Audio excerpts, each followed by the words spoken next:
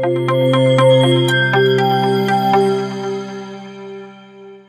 படிக்கும்போது எப்படி ஒரு 4-5 பேராவது டாக்டர் படிக்க போகிறோன்னு உட்காந்துருப்பாங்க பசங்க. அந்த பசங்கள்லாம் எப்போவுமே பார்த்தா ரொம்ப குவைட்டாக படிச்சுக்கிட்டே இருப்பானுங்க. காலேஜ் வந்ததுக்கப்புறம் அவங்களுக்கு என்ன ஆகுதுன்னு தெரியல.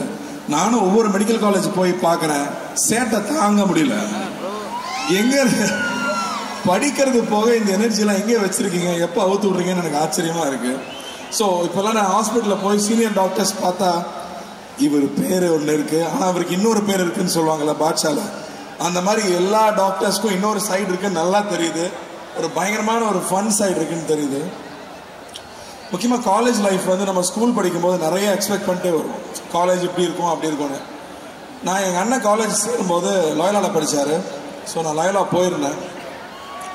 லோயலாவில் போய் பார்த்தா எல்லா பசங்களும் காரில் வர்றானுங்க, ஃபாரின் பைக்கில் வர்றாங்க, பொண்ணுங்கள்லாம் அப்படியே லூஸ் ஹேரில் வேறு லெவலில் இருக்காங்க. ஸோ நானும் ஸ்கூல் படிக்கும்போது எப்படியாவது நம்ம லோயலாவில் சேர்றோம், ஃபன் பண்ணுறோன்னு நினச்சேன். நானும் 12th 11th வரேன். வீட்டில் சொந்தக்காரங்களாம் சுற்றி நின்றுட்டாங்க. தம்பி நீ என்னப்பா பண்ண போகிறேன்னு கேட்டாங்க. நானும் லோயலாவில் தான் போகிறேன் அப்படின்னு சொன்னேன். இல்லை வீட்டில் கொஞ்சமாக படிக்கிற பையன் நீ ஏன் ஒரு டாக்டர் இன்ஜினியராக ஆகக்கூடாதுன்றாங்க. ஏன்னாங்க அதுன்னு அவ்வளோ ஈஸியாக டாக்டர் ஆகிறது, ஒரு இன்ஜினியர் ஆகுது. என்னை பிடிச்சி தள்ளி விட்டு இல்லை இன்ஜினியரிங் படின்னு சொல்லிட்டாங்க. நம்ம எடுத்த மார்க்குக்கு ஃப்ரீ சீட்டாக கிடைக்கும், மேனேஜ்மெண்ட் கோட்டா தான். அப்போது கிரசன்ட் இன்ஜினியரிங் காலேஜில் சீட்டு வாங்கி கொடுத்துட்டாங்க. பஸ்ஸில் தான் போனோம். ஃபஸ்ட் டே பஸ்ஸில் போய் டிக்கெட் வாங்கணும். கிரசன்ட் இன்ஜினியரிங் காலேஜ் டிக்கெட் கொடுங்கன்னு கேட்டால் சீனியர்ஸ் பிடிச்சிக்குவாங்க, ரேகிங் நடக்கும். உங்களுக்கு ரேகிங் எல்லாம் உண்டா இப்போ? இல்லை ஒரு தான் ரேகிங் எதாவது ஜாலியாக இருக்கும். So crescent engineering college seat கொடுங்கன்னு கேட்க முடியாது. ஸோ வண்டலூர் ஜூக்கு அடுத்த காம்பவுண்ட்னால ஜூக்கு ஒரு டிக்கெட்னு கேட்டோம்னா கண்டக்டர் மேலேயும் கிளீம் பார்ப்பாரு, போக வேண்டிய ஆள் தான் நீங்கிற மாதிரி. ஸோ டிக்கெட் வாங்கிட்டு காலேஜ் போனோம். போய் இறங்கினா ஃபஸ்ட் டைம் அந்த ஃப்ரெஷர்ஸ் எல்லாம் ஒன்றா சேரும்போது எப்போவுமே தேடுவோம்ல, இந்த பேட்சில் அழகான பொண்ணுங்க எவ்வளோ பேர் இருக்காங்கன்னு. அப்படி பார்த்தா ஒரு 10 பொண்ணுங்க அழகான பொண்ணுங்க இருக்காங்க. சரி இதில் ஒரு 10 பொண்ணு ஒரு 2 பொண்ணாவது நம்ம கிளாஸ்க்கு வந்துடாதா அப்படின்னு கிளாஸில் போய் உட்காந்துட்டு ஜன்னலையே பார்த்துட்டு இருப்போம். ஒவ்வொரு பொண்ணாக போய்கிட்டே இருக்கும். அதனால் அழகான பொண்ணு வரும்போது ஒருவேளை நம்ம கிளாஸ்க்குள்ளே வர போகிறாங்களான்னு பார்த்தா நம்ம கிளாஸ் தாண்டி போயிடுவாங்க. அட என்னடா காலேஜுக்கு போனால் ஒரு லவ் நடக்கும், சந்தோஷமாக இருக்கலான்னு வெயிட் பண்ணி பார்த்தா ஒவ்வொரு அழகான பொண்ணாக கிராஸ் பண்ணி போகிறாங்க. எல்லாரும் எங்கே போகிறாங்கன்னு பார்த்தா எல்லாம் கம்ப்யூட்டர் சயின்ஸுக்கு போயிட்டு இருக்காங்க. நம்மளாம் மெக்கானிக்கல், ஐயோ பிரான்ச் மாற்ற முடியாதான்னு தவிக்கிறேன். ஆனால் ஒன்றும் நடக்கலை. பார்த்தா எல்லா அழகான பொண்ணுங்களும் இசிஇலையோ இல்லை கம்ப்யூட்டர் சயின்ஸில் தான் போய் சேருவாங்க. அப்போ தெரியல மெக்கானிக்கல் எவ்வளோ கெத்துன்னு. அதுக்கப்புறம் தான் தெரிஞ்சது அழகான பொண்ணுங்களை கரெக்ட் பண்ண பசங்கள்லாம் மெக்கானிக்கல் பசங்கன்னு. நமக்கு அது நடக்கல, அது விட்டுருங்க. பட் காலேஜ் வந்து அப்படி தான் ஆரம்பிச்சுது. ஸோ நம்ம கனவு ஒன்று, நடந்தது ஒன்று.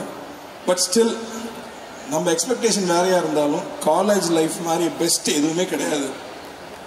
இந்த வாழ்க்கைங்கிற ஒரு பெரிய ஒரு ஜங்கல் இருக்கு இல்லையா, ஒரு பயங்கரமான காடு இருக்குது.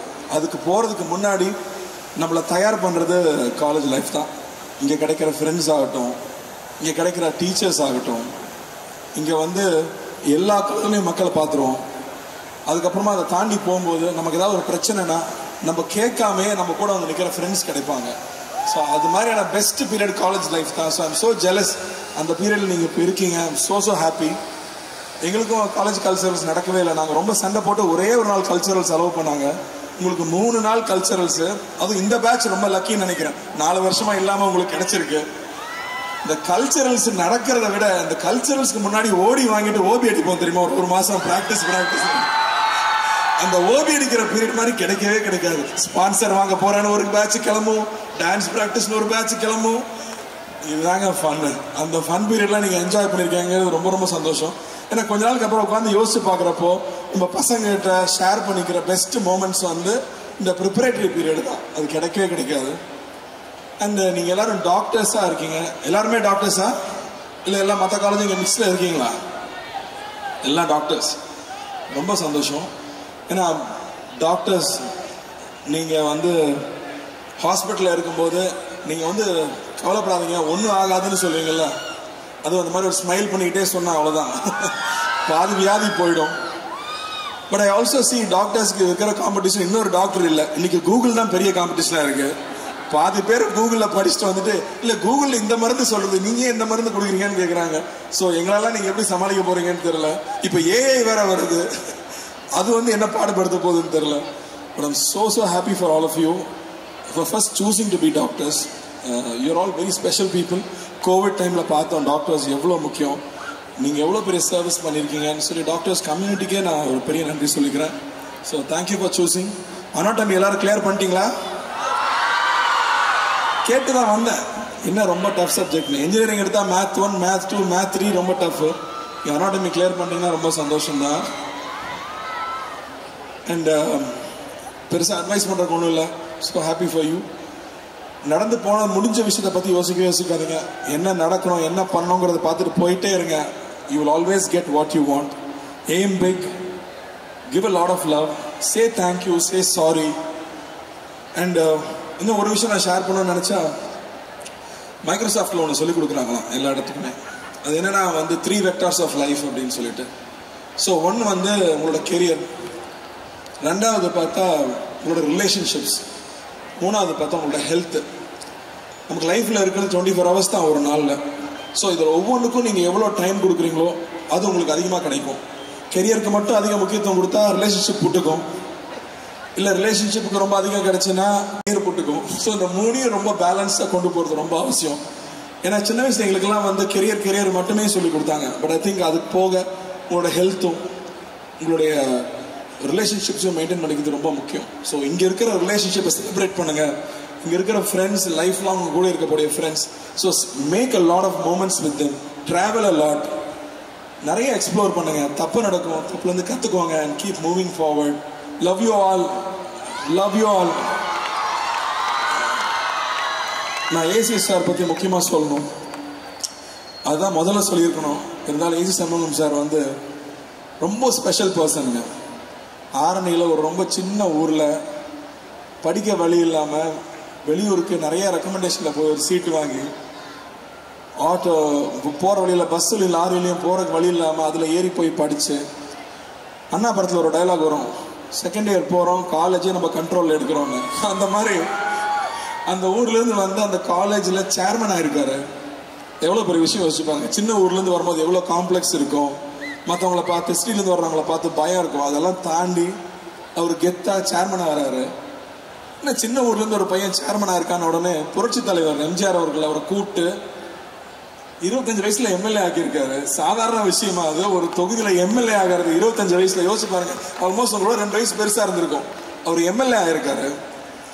அதுக்கப்புறமா புரட்சி தலைவர் அவர்கள் கூடயே சேர்த்து வச்சிருந்திருக்காரு. நீங்கள்லாம் தப்பு பண்ணக்கூடாது, நேர்மையாக இருக்கணும்னு சொல்லியிருக்காரு, மக்களை படிக்க வைக்கணும்னு சொல்லியிருக்காரு. ஒரு சின்ன ஊர்லேருந்து வந்து ஒரு பாலிடெக்னிக் காலேஜ் ஆரம்பிச்சு இன்னைக்கு ஒரு 30 காலேஜ், கிட்டத்தட்ட 60,000 பேர் படிக்கிறாங்க. சாதாரண விஷயமே கிடையாது. அவருக்கு புரட்சி தலைவர் மேலே எவ்வளோ அன்பு இருந்திருந்தா ஒரு அப்பா அம்மா பேர் வச்சிருக்கலாம், இல்லை குழந்தைங்க பேர் வச்சிருக்கலாம். ஆனால் டாக்டர் எம்ஜிஆர் அவர்கள்னு அவரோட தலைவர் பேரை வச்சு இன்னைக்கு வரைக்கும் அவர் சார்ந்து எங்கே அவரோட பேர் எடுத்தாலும் அங்கே போய் நின்று ஹெல்ப் பண்ணுறது. அவ்வளோ பேருக்கு ஃபீஸ் சர்ஜரிஸ். நான் நடிகர் சங்கத்துக்கு போனதுக்கப்புறம் தான் சார் எனக்கு பழக்கம். எம்ஜிஆர் அவர்களுக்கு சினிமா இண்டஸ்ட்ரி மேலே பெரிய அக்கறை உண்டு. அவர் சிஎம் ஆனதுக்கு அப்புறமும் கஷ்டப்படுறவங்களுக்கு உதவி பண்ணிகிட்டே இருப்பார். அவர்னாலே இவரும் சினிமா மேலே பெரிய ஆர்வம் கொண்டு அங்கே கஷ்டப்படுறவங்களுக்கு ஹெல்ப் பண்ணுறது ரொம்ப ரொம்ப முக்கியமாக பார்க்குறேன். ஏன்னா ஒரு தனி மனிதனுடைய வெற்றி அவரோடையும் அவங்களோட குடும்பத்தோட நின்றாம அவரோட சுற்றி இருக்கிற சமுதாயத்துக்கும் பயன்பட்டாதான் அந்த வெற்றிக்கே அர்த்தம்.